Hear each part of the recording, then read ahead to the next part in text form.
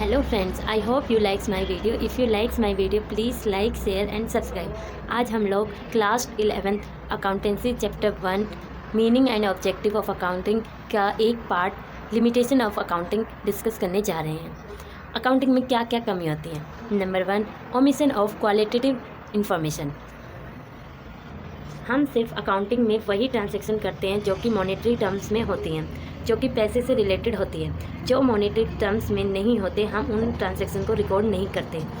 Accounts contain only those information which can be express in terms of money. जिसको आप money की terms में लिख सकते हो, सिर्फ आप उन्हीं इन्फॉर्मेशन को ब्रोक डाउन करोगे। अब कौन सी इन्फॉर्मेशन को ब्रोक डाउन नहीं करोगे? जो क्वालिटेटिव टर्म्स में होंगी, और जो क्वांटिटी टर्म्स में होंगी उसको आप ब्रोक डाउन कर सकते हो। अब क्वालिटेटिव टर्म्स कौन कौन सी होती हैं? Qualitative terms elements are ignores. इनको इग्नोर किया जाता है, जैसे satisfaction of firm customer. For example, अब फर्म में इतना अच्छा काम करा, इससे क्या हुआ? कस्टमर जो है फर्म के सेटिस्फाई हुए, तो ये एक बहुत बड़ा अचीवमेंट है जिसको हम ऐसे ब्रॉट डाउन नहीं करते। और नंबर ऑफ ऑनेस्ट एम्प्लॉयज़, आपके फर्म में कितने ऐसे एम्प्लॉयज़ हैं जो बहुत ऑनेस्ट होकर काम कर रहे हैं, ये भी बहुत इंपॉर्टेंट चीज़ है, लेकिन हम इनका ब्रॉट डाउन नहीं करते। सिर्फ वही ट्रांजैक्शन रिकॉर्ड किया जाता है जो मॉनेटरी टर्म्स में होते हैं। एक बार और देख लीजिए, accounts contain only those information which can be express in terms of money. Qualitative elements are ignores. For example, satisfaction of firm customer and number of honest employees, ऐसे बहुत से होते हैं और etcetera. Next is based on historical cost. अब historical cost का क्या मतलब होता है? फॉर एग्जांपल, आपने कोई स्कूटी ली, आपने वो स्कूटी 2020 में परचेज़ की और फॉर एग्जांपल 20,000 रुपये की ली थी आपने। अब डेप्रिसिएशन का मतलब यहाँ कि उसकी वैल्यू में कमी आना।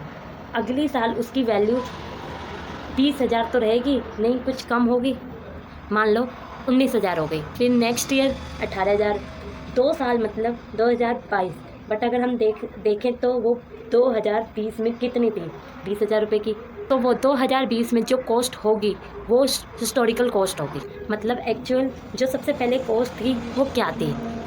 Like accounts are prepared on the base of historical cost. For example, original cost, मतलब उसकी ओरिजिनल कॉस्ट पर किया जाता है, जैसे 20,000 पर। And as such the figure given in financial statement do not show the effect of change in price level। जो ये सब चीज़ें होती हैं, प्राइस में चेंज हुआ, वो हम शो नहीं करते इसमें। Next is recommendation of alternative methods.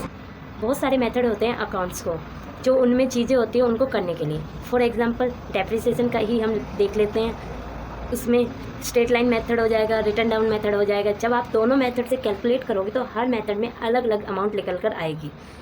There exist and application of alternative methods in determining depreciation of assets and valuation of stock etc. अलग अलग मेथड से डेप को कैलकुलेट करने से या स्टॉक का वैल्यूएशन करने से, अब आप अलग अलग मेथड यूज़ करोगे तो इन्फॉर्मेशन क्या होगी? चेंज हो जाएगी।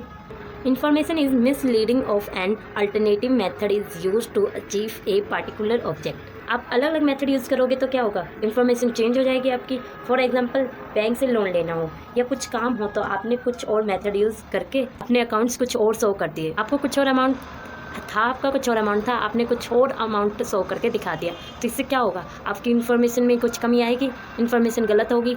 Next is accounting is not fully exact. Accounts जो होते हैं वो बिल्कुल सेम नहीं होते। अब कैसे? There are some transaction which are recorded on the basic of estimation. इसमें कुछ ट्रांजेक्शन को ऐसे रिकॉर्ड हो करते हैं जो कि किसके बेसिस पर होते हैं? एस्टिमेशन के बेसिस पर।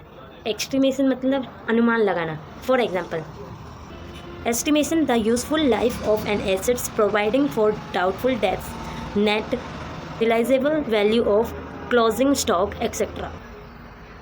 मतलब आप एस्टिमेशन लगा लो कि ये किसी एसेट्स पर लगा कर लाइफ यह होगी, मतलब ये कितने साल तक चलेगी। फॉर एग्जांपल, मैंने स्कूटी का ही बताया था आपको कि वो किसी ना किसी दिन तो ख़राब हो ही जाएगी, उसका किसी ना किसी टाइम तो एंड आएगा ही, फिर आप उसको सोल्ड आउट करना ही पड़ेगा। उसकी एस्टिमेशन लाइफ कितनी थी? 5 साल या 6 साल या 7 साल, कितने साल वो चली? तो आपको एग्जैक्ट लाइफ का तो नहीं पता चलता कि वो कितने साल चलेगी या चली होगी। फिर प्रोवाइड फॉर डाउटफुल डेट्स क्या होते हैं? जैसे आपके डेटर्स होते हैं। अब डेटर्स कौन होते हैं?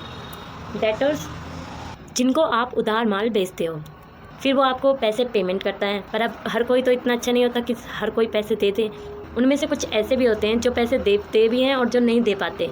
तो अब इसकी वजह से ही हमारे accounting is not fully exact होते हैं, हम उसको एग्जैक्ट नहीं बता सकते कि हमारी वैल्यू क्या है। And last, affected by window dressing. अब विंडो ड्रेसिंग में होता क्या है? विंडो ड्रेसिंग मतलब मैनिपुलेट करना। मैनिपुलेट करना मतलब अपनी साइड से कुछ एंट्री ऐड कर देना। अब ये कब ऐड करते हैं? फॉर एग्जांपल, आपको बैंक से लोन लेना है, आप नुकसान में हो, आपको दिखाना नहीं है कि आप नुकसान में, तो आप दिखाओगे नहीं। आप क्या करोगे? हमारा तो अच्छा खासा चल रहा है, तभी वो बैंक आपको लोन देगा। इससे आप अपने कुछ एंट्री ऐड कर दोगे ताकि वो आपको लोन दे सके। Means window dressing refer to the practice of manipulating accounts so that the financial statement, manipulate करना अकाउंट्स को ताकि जो आपका फाइनेंशियल स्टेटमेंट है वो disclose a more favourable position, मतलब आपके फेवर में अच्छे पोजीशन शो करे then the actual position. Means आप नुकसान में हो बट कुछ एडजस्ट करके आप ऐसे शो करोगे कि नहीं, आप तो फ़ायदे में चल रहे हो। बस इस सब का मतलब मैनिपुलेट करना। इससे भी आप याद कर सकते हो। Thanks for watching my video.